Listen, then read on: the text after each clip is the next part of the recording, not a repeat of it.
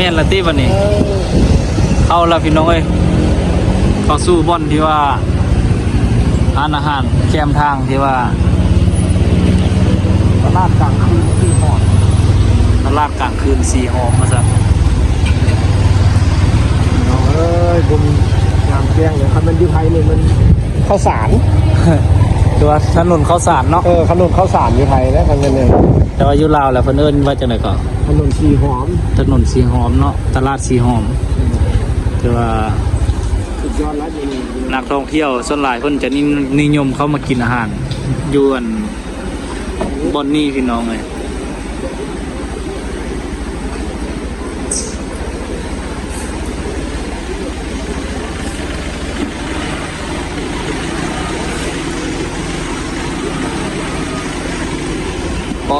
ผู้สาวนะปิ้งผู้สาวพี่น้องเอ้ยทาที่ส่งกันให้มาชอบกินข้าวเหยาวแต่เหยาวว่าเนาะพุ่นสุดพุ่นได้นี่เนาะ2-3ห้อมนี่แม่นหมดเลยพี่น้องเอ้ยมี4แยกนี่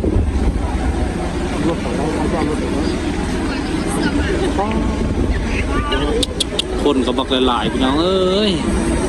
เบิ่งไหมไม่ยังอันนี้เบิ่งกันเด้อสาว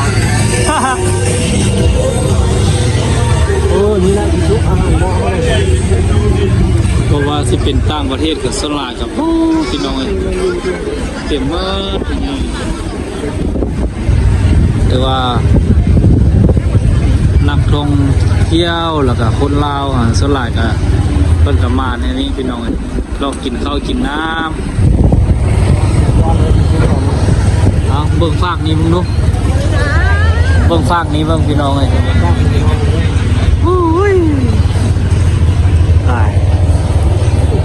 เอาละอยู่แต่บ้านให้บ้านนาพี่น้องเอ้ยหากเห็นว่าบ้านเมืองที่ว่าตัวเองที่ว่าอยู่นี่ก็มีคนมาเที่ยวมาลิ้นหลายคือกันพี่น้องบ่ค่อยได้เข้ามาในเมืองบ่ได้มีโอกาสได้มาพี่น้องเอ้ยมีเวียกมีงานจึงได้มา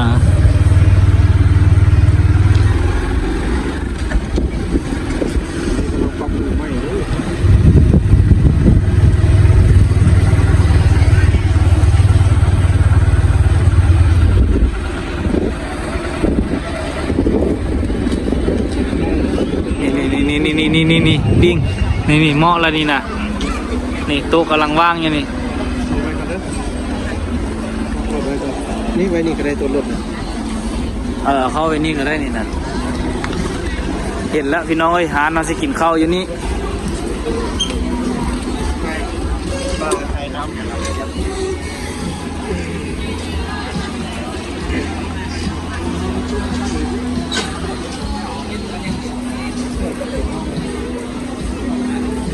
เป็นจังไดโอ้อันนี้เป็นห้านปิ้งกินดิ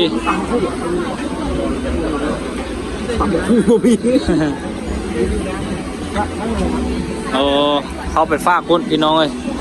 อยู่นี่เพิ่นขายแบบอาหารแบบขายปิ้งกินปิ้งอย่างไรนะฮะ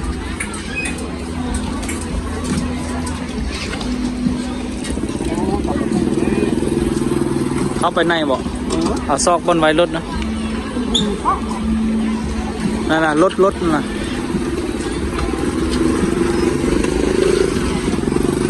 ซอกบนไว้รถเกิดบุ้งสิไว้ใส่พี่น้องบอกนิ่มเด้บนฮับฝากรถอย่างนี้เอาไปฝากไว้เห็นละบนฝากรถ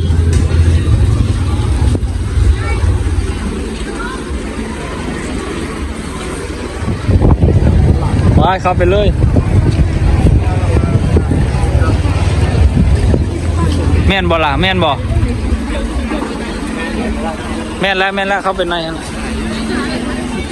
ก็คนหลายเท่าไหร่ว่าพี่น้อง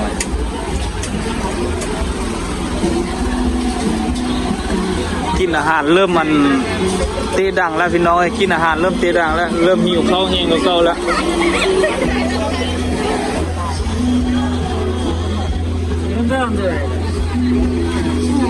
คนหลายแห้งพี่น้องเอ้ย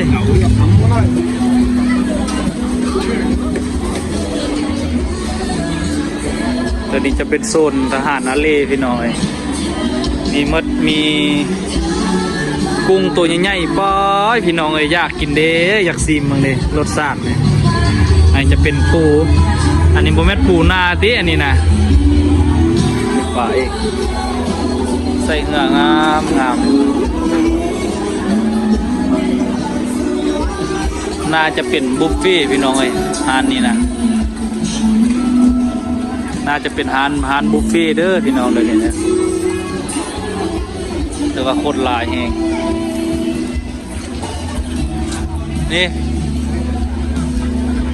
ย่างกูนะ บุฟเฟ่นะ เอาดีมั้ย บุฟเฟ่ทะเลนะ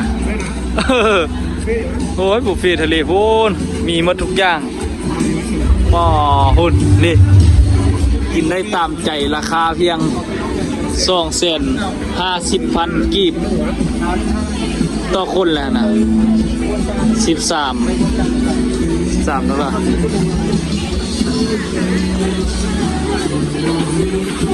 ไป กินกันรอดเลย ไปตามหาอาหารเฮาเดี๋ยวว่า เป็นนั้นเป็นผู้หนึ่งตัวที่2 คน500,000 2 คน500,000พี่น้อย สู้ราคาบ่ได้ชอบกินอาหารของเฮานะอยู่แถวนี้แหละปิ้งเบิ่งร้านใดมีคุกแล้วแม่นแหละเพิ่นตำมะฮุ่งแหละ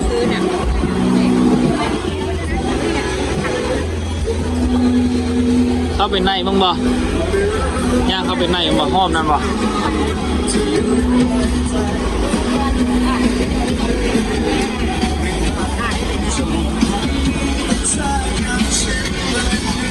รอ5 คนมา เบิ่งร้านใดมีคุกแล้วแม่นรถหั่นน่ะ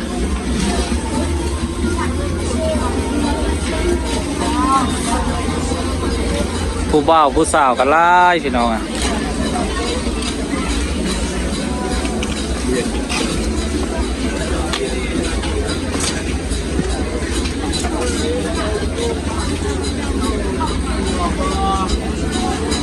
โอ้หอมเด้พี่น้อย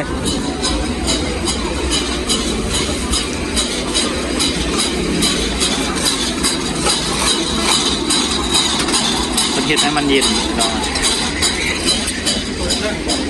ฮะเก็บมาเลยอ๋อคนเห็ดอย่างก็ยากไปหน่อยปลาหมึกอาหารทะเล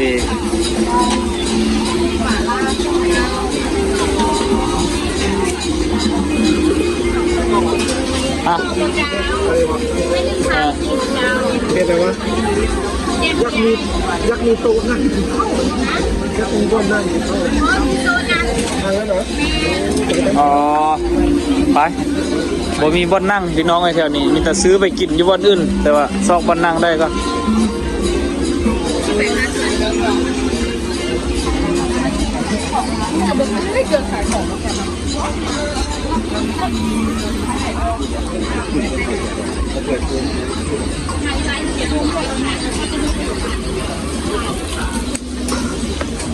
ตลาดสีหอมเด้อพอได้มาเที่ยวแถวนครหลวงพี่น้องเอ้ยต้องได้มาแหละอาหารการกินคือว่ามีครบหมดทุกประเภทเลยพี่น้องเอ้ยอาหารนะมีทั้งอาหารลาวๆมีทั้งอาหารทะเล ซอกก่อนนั่งก่อนนี่ปลาหมึกก่อนคักๆกะสิสุกอาหารเนี่ยกินรสได้มึกมาที่ตัวไปแล้วโอ้ยอยู่แค่แล้วนี่มึงอะไร 50,000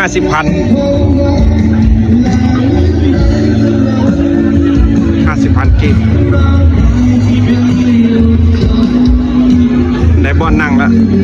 ถ้าตำมะคุ้งแซ่บนะแซ่บจ้ะ เค็มๆนิดนึงโอเค พี่น้องเลยฮอดโมงแล้วนี่กินข้าวเด้อนี่ มากินข้าวนำกันพี่น้องเอ้ย ข้าวเหนียวฮ้อนๆเนาะเฮ็ดเบิ่งดู เอาเนี่ยนอนกินน้ำ ส่วนสีซอกได้นี่ส่วนสีซอกได้ มากินน้ำกัน กับสีสุก2คนพี่น้องกินข้าวแล้วก็สีเมือตั้งรักกันอยู่บ้านว่าบัดนี้เนาะ กินข้าวกับแซ่บพี่น้องเลย เอาพี่น้องกิน กินน้ำกันย้อนกินกับแซ่บเนาะพี่น้องมาทำชีวิตต้มยนต์ไปกินข้าวมาแซ่บ เอาพี่น้องเอ้ยเอาขอบมกขอบใจที่เข้ามาติดตามรับชมคลิปเด้อเราก็สิถ่ายให้เบิ่งซ้ำนี้พี่น้องแล้วก็บรรยากาศแบบนี้แล้วก็จากน้อยเราก็สิกลับพี่น้องเลยเพราะว่าเมื่ออยู่ห้องแล้วก็มื้ออื่นเดินทางเมื่อบ้านพี่น้องเมื่อตั้งรักกันอยู่บ้านแล้วจะค่อยมาไม่แล้วก็จะค่อยได้ซื้อได้แล้วก็จังสิมาไปเจอกันอยู่รัสเซียตื้มพี่น้องเลยเอาขอบใจพี่น้องทางเมืองไทยที่ติดตาม